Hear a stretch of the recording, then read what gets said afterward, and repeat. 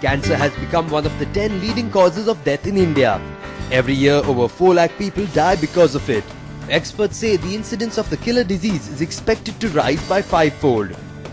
CNBC TV18's AB Ravi spoke to eminent oncologist Dr. Anil D'Cruz to find out how we can check this menace.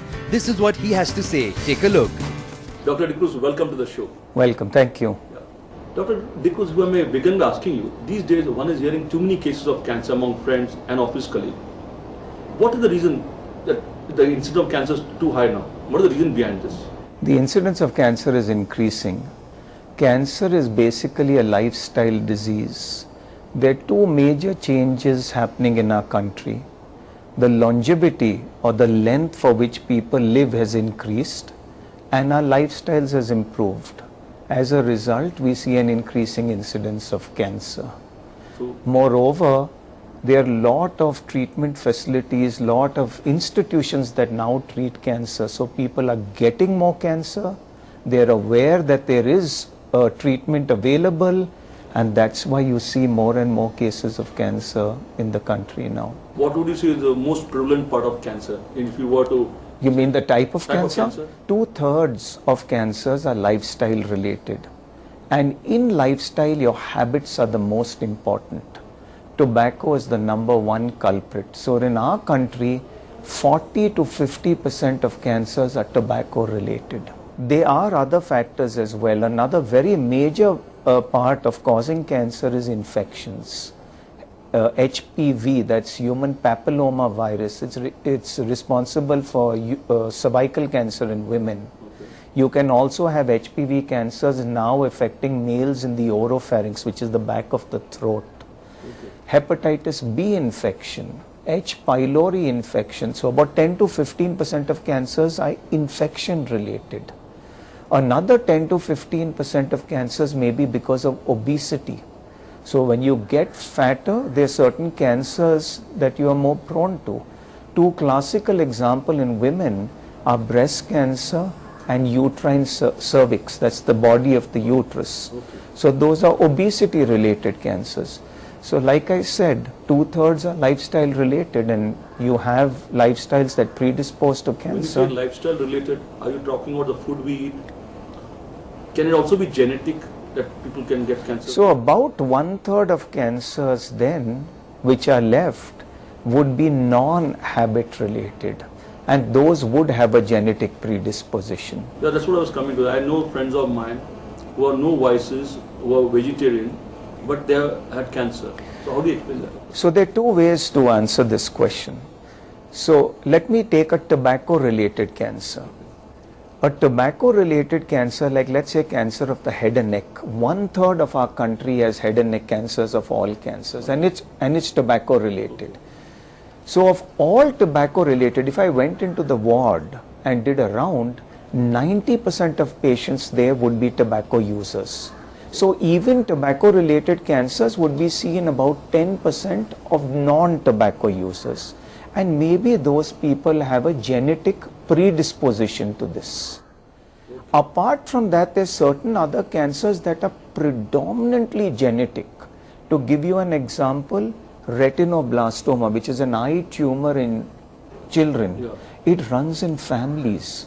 So you can have 5 siblings all with a retinoblastoma. You have medullary thyroid cancer that runs strongly in families. You have colonic cancer that runs in families. Breast cancer may run in families. So you do have certain cancers which are genetically predisposed.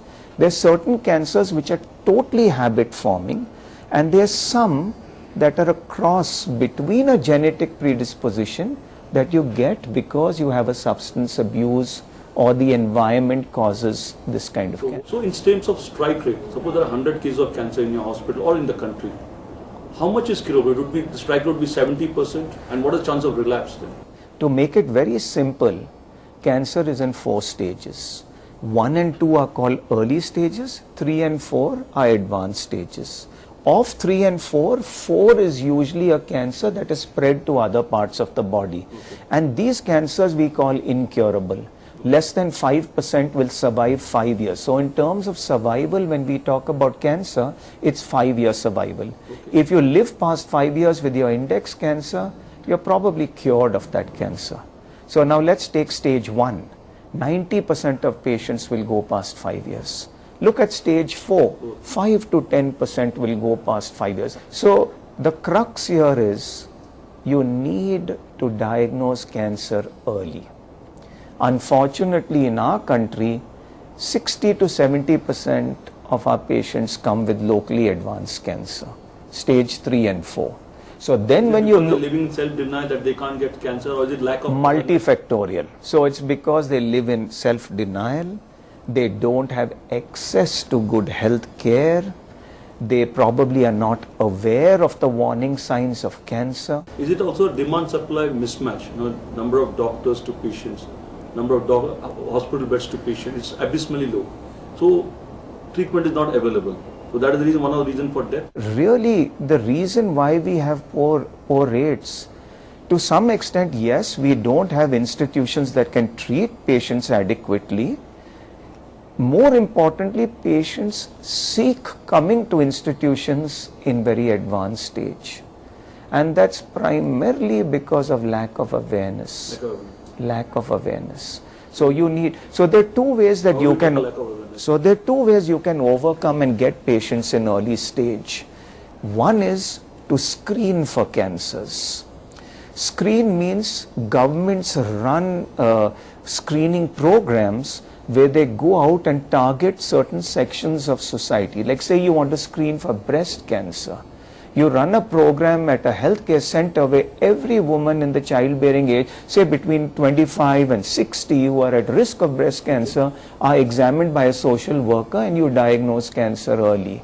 Are everybody willing, suppose tomorrow the government creates a national awareness program on cancer, that everybody should voluntarily can do it? Would you think there will be takers for that? No, so at this point in time, that may not be the right approach to do. But I may not be cancer susceptible, but still I should be doing it. Yeah, no, but given our health priorities in the country, given the research done on screening programs in the West, some in this country, really doing screening of general population is not cost effective. We have other healthcare priorities. Okay, sure. So what's the next best? The next best is to make people aware. There is a disease called cancer. 70% of our cancers in this country are uterine cervix, breast, head and neck, lung. You tell people the warning signs of these cancers.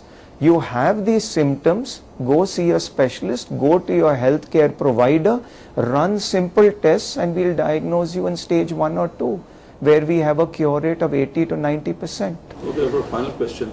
Today I think something like 4 lakh people die of cancer, and WHO is predicting by 2015 7 lakh people. Correct. And we're also going to become the cancer capital. That's what WHO is saying. So how do we change the scenario, which is very depressing now, to a very positive one and give people hopes? What are the things you think the government should do, the institution like you should do, and what are the advice you would give the people? So I'll give the people the advice first. Okay. Remember that cancer is curable if detected early, and cancer, or let me say the majority of cancers are preventable. As is your lifestyle, so is your cancer. Okay. So whatever habits you have in moderation. Absolutely no to tobacco. There is no advantage smoking. You run the risk of 50% of cancers of this country if you take tobacco. You drink, it should be absolutely in moderation. Keep your weight under check. No infections, good hygiene. To the healthcare we have, or to the people who drive or the policy makers, we have our priorities. Infection is a problem. We have diabetes, we have tuberculosis, we have so many other problems. Cancer is also one of these. Yeah. But again, a lot of these non-communicable diseases are interlinked. Diabetes, hypertension, cardiac, cancer, all lifestyle related, smoking, drinking, you can have all. So if you start controlling the lifestyle, you'll decrease the incidence of all these. Okay. And I also think The way I feel that we can improve is, one is improve our regional cancer centers. We have one regional cancer center in every state in this country. So we need to upgrade them. If I can count, I'll be able to count on my fingertips the ones that really offer comprehensive cancer care to our patients. This is why the demand supply and we see the Correct. overpopulation. And the other way of overcoming this is, we've got so many medical colleges, over 300 medical colleges, more than half of them are government run. If you have an oncology division in each of these medical colleges, again treatment will go to the masses in a big way. That's a good solution. Yeah, so I would suggest. Okay, Dr. Cruz, thanks a lot for talking to us. Pleasure talking to you. Pleasure, likewise.